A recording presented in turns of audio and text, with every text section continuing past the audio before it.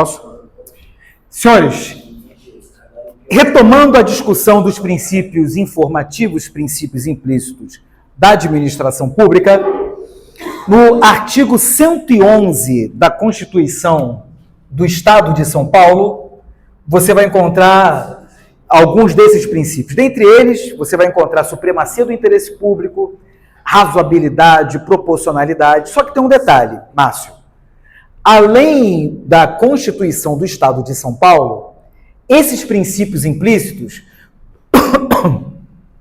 você vai encontrar no artigo 2º, artigo 54 e 50 dessa lei, 9.784 de 99. Essa lei, ela trata do processo administrativo disciplinar na área federal. Ela é subsidiária ao Estatuto do Servidor Público, que cai na sua prova, Lei 10.261 de 68. Então, ela é complementar. Que princípios são esses? Eu não vou abordar todos aqui com vocês. Eu vou estar abordando aqui uns 4 princípios agora, nesse momento.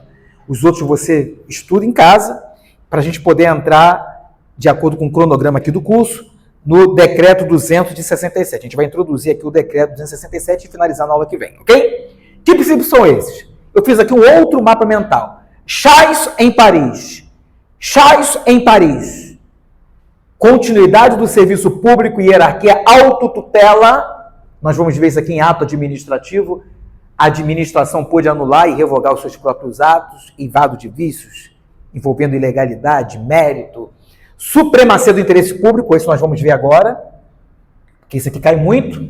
Está no artigo 111 da Constituição do Estado e na lei subsidiária do Estatuto do Servidor. Eficiência, que aqui envolve o princípio do Estado burocrático, isso aqui foi antes de 98. Motivação, na prova de escrivão, caiu isso aqui, pega a prova de 2023, eu separei, proporcionalidade, caiu. Razoabilidade, ampla defesa, indisponibilidade, que faz parte da pedra de toque, do Celso Antônio, e segurança jurídica, ok? Vamos fazer o seguinte? Vamos falar sobre a supremacia do interesse público? Vamos ver como é que isso aqui pode cair na prova de vocês? Supremacia do interesse público é um princípio expresso ou implícito? Vamos lá, galera. Está na Constituição Federal? Se não está na Constituição, não está no LIMP, não é expresso, não é explícito, é um princípio implícito. A supremacia do interesse público é quando o interesse público prevalece sobre o privado. Vamos ver uma coisa aqui bem básica da supremacia do interesse público. Ó, artigo 5º, inciso 25 da nossa Constituição Federal. Desapropriação. A desapropriação envolve supremacia do interesse público? Sim.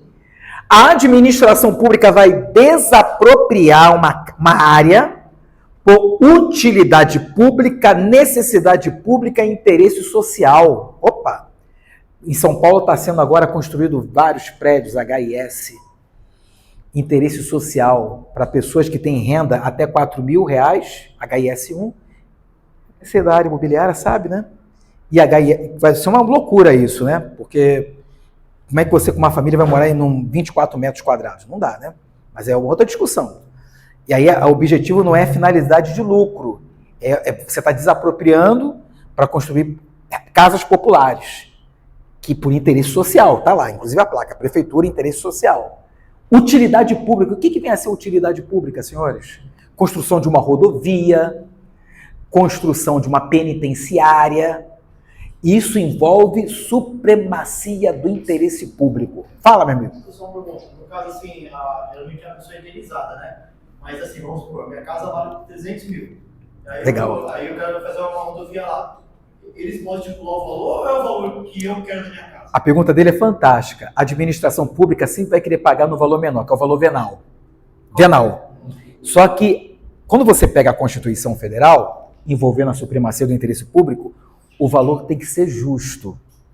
E o valor justo não é venal, é o valor de mercado. Então, o que acontece? Você até recebe.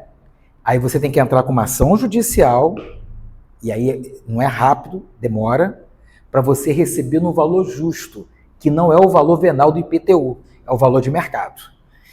Vou te dar um exemplo típico disso. Benito de Paula. desapropriaram a casa dele no Morumbi. E aí pagaram o valor venal. Ele falou, com esse valor venal eu nem consigo colocar meu piano de cauda, que tem um piano enorme. Aí ele teve que entrar com uma ação judicial para receber o valor justo, que não é o valor venal, é o valor de mercado. Porque é muita gente para desapropriar, cara. É muita gente. Então a prefeitura também quer economizar. Ou o governo do estado. É o maior prejuízo. Mas muito boa a tua pergunta. Ok? Então, a desapropriação, supremacia do interesse público. Bacana? É isso que tem caído em prova? Só? Não. De acordo com o entendimento da doutrina, VUNESP Perito Criminal Roraima, 2022. Você lembra dessa questão, dessa prova? Roraima, VUNESP ganhou a licitação para a prova de perito e para investigador. Inclusive, a prova foi anulada, tá? Eles perguntaram supremacia do interesse público primário e supremacia do interesse público secundário. E no livro do professor Tiago Correia, ele aborda muito bem sobre esse tema. Qual é a diferença do primário para o secundário? Quem trouxe essa discussão da supremacia do interesse público primário no Brasil, primário e secundário, é um doutrinador da Itália chamado Renato Alessi. Eu li os 2 livros dele no mestrado lá na PUC, né? É muito bom, escreve muito bem. É o meu xará, Renato Alessi. Alguns falam Alessi, outros falam Alessi, não importa. Ok? Alessi. Aqui, ó, com 2 S, ok? O que é a supremacia do interesse público primário?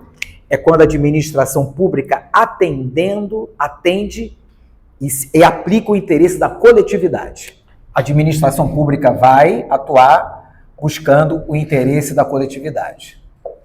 Na maioria das vezes, são interesses de segunda geração, Márcio e Wellington.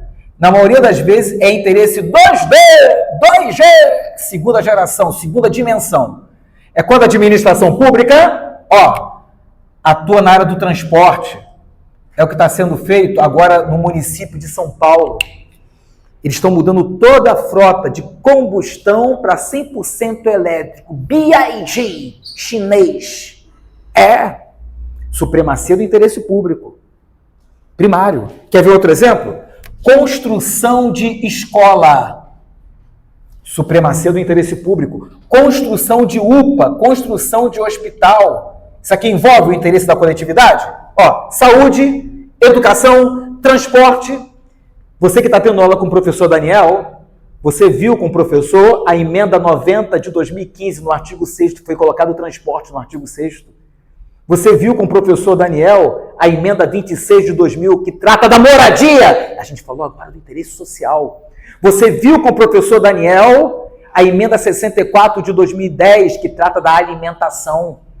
Então, quando a administração pública cria um programa, Rede Cozinha Escola, para distribuir 500 refeições por dia, é supremacia do interesse público, que é, gente, primário. Mas além da supremacia do interesse público primário, nós temos a supremacia do interesse público secundário. Qual é a diferença do primário para o secundário? O secundário, parabéns, Márcio, o secundário envolve erário. Erário. Supremacia do interesse público secundário envolve interesse da União, estados, municípios e do Distrito Federal. A gente tem um grande exemplo aqui, a dívida ativa da União. Dívida ativa. Qual é o objetivo da dívida ativa? É captar recurso. Aqui, reforma da Previdência. Qual é o objetivo da reforma da Previdência? Da reforma, gente? Reforma, aqui, da Previdência. Arrecadar. Já é a terceira vez que eu falo agora do Daniel. 10 minutinhos que eu falo com o meu amigo, a gente aprende tanto. Ele falando da importância da operação que ele participou do GAECO. Junto com o GAECO, Operação Carbono Oculto, lavagem de dinheiro da Faria Lima. A Faria Lima ficou tudo parado. E aí, logo que aconteceu a Operação Carbono Oculto, o Haddad falou, a gente tem que criar uma delegacia em São Paulo, porque a gente conseguiu arrecadar mais de 2, 3, 4 bi com relação à lavagem de dinheiro. Qual o objetivo do Haddad, Ministério da Fazenda? Arrecadar. Supremacia do interesse público, que é, gente, secundário. Vou fazer uma pergunta para vocês. Qual é mais importante? Primário ou secundário? Qual é o mais importante? É esse aqui ou é esse aqui? O mais importante? Hã? Não, gente. Não. Se você pegar o artigo 37, você vai encontrar o seguinte, que os cargos da fazenda têm precedência sobre os demais setores da administração pública. Por que no capítulo da administração a fazenda, Secretaria da Fazenda, tem precedência, é mais importante do que qualquer outro cargo público? Porque envolve arrecadação. O mais importante é o secundário. Porque se você não tiver money, grana, dinheiro, você não tem como construir escola, hospital, creche e atender o interesse da coletividade. Isso já caiu em prova, tá? O mais importante é o secundário. Você tem que arrecadar, você tem que ter dinheiro. Porque se você não atender o interesse da supremacia do interesse público secundário, você não tem como o quê, gente? Atender o interesse da coletividade. Só que tem um detalhe. Para a administração pública arrecadar, ela não pode agir de maneira arbitrária. Porque se ela agir, VUNESP, concurso para fiscal de rendas, se ela agir de maneira arbitrária, ela viola o interesse da coletividade, que é o interesse primário. Eu lembro na época do Haddad que ele aumentou o IPTU no apagar das luzes, faltando 3 dias para acabar o ano, antes do recesso. Ele se reuniu com aquela, aumentou o IPTU, entraram com a ação, porque era um valor assim absurdo, violando o quê? Supremacia do interesse público primário. Um aumento exacerbado, violando o interesse da coletividade. Guarda isso aqui, que isso aqui cai, hein, gente? Roraima caiu. Depois vocês pegam a prova de Roraima, Ceará. Isso aqui é um assunto que tem caído em prova. Além da supremacia do interesse público, deixa eu pegar aqui mais 2 princípios. Nós temos aqui o princípio da proporcionalidade e o princípio da razoabilidade.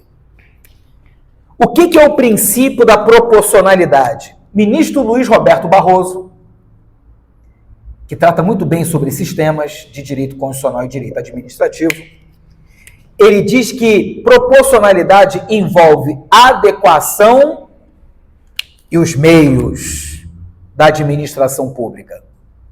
Adequação e os meios da administração. Lembrando que toda vez que a administração pública atua com esse princípio implícito, Priscila, de adequação e os meios, a administração também não pode agir de maneira arbitrária e nem atuar com desvio de finalidade. Tem que atender sempre o interesse da coletividade.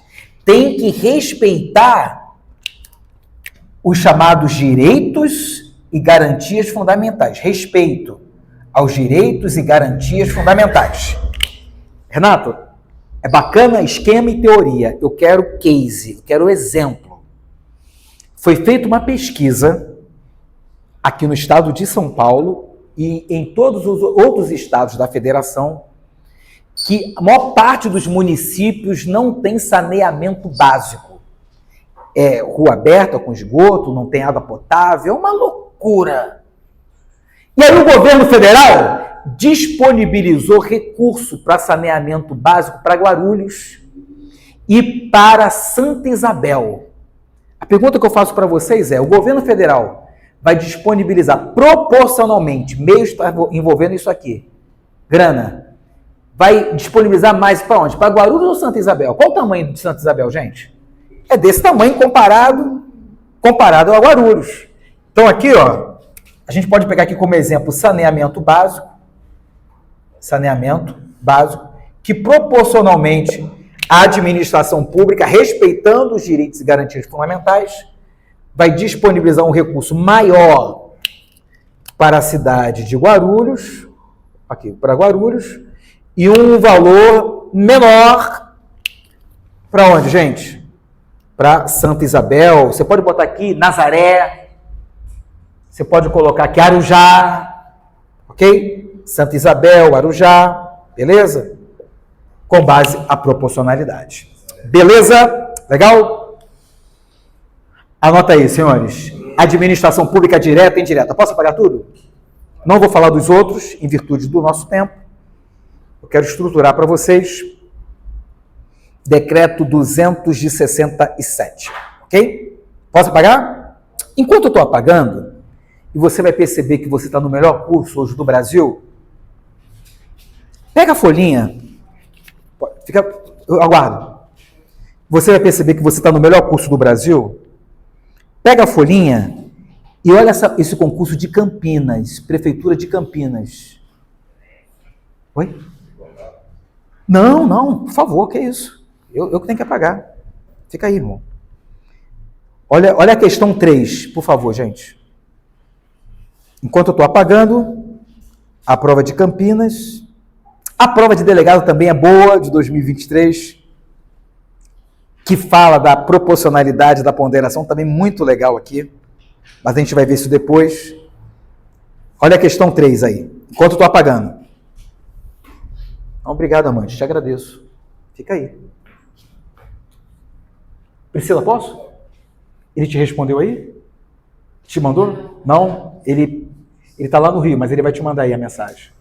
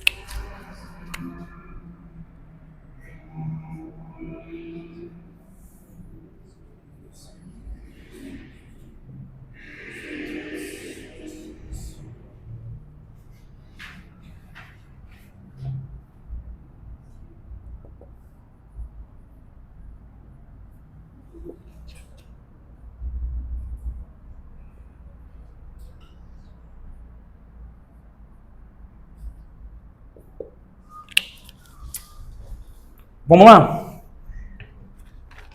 Gostaram da questão?